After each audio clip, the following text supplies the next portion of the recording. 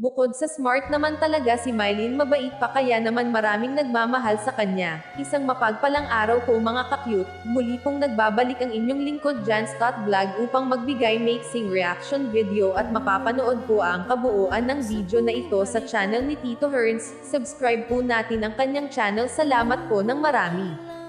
Sobrang saya ni Mylene sa natanggap niyang pera mula sa kanyang taga-subaybay sa ibang bansa. Agad naman binili nito ng iba pang kagamitan niya sa school at ang natira ay ipinatabi kay Ma'am Nida. Masinop talaga si Mylene simulat sa poll. Hindi ito gagasto ng pera sa kung ano-ano lang. Isang maganda example si Mylene sa lahat ng mga PB scholar. Magalang at matured na. Alam niyang pangalagahan ang bawat pagkakataon. Marami naman po.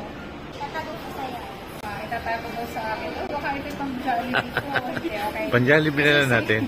Isi safe, hindi joke lang po. Po, Ma'am Molina, thank you po sa binigay niyo sa akin na pera. May pambili na po ako ng rubber at saka itong tiil po. Ayan. Ayan po. Iba pa? At saka iba pa po kailangan sa mga art. Thank you po. At po kay Ma'am Faye Kuliman po. Salamat din po. Salamat. Maraming salamat po.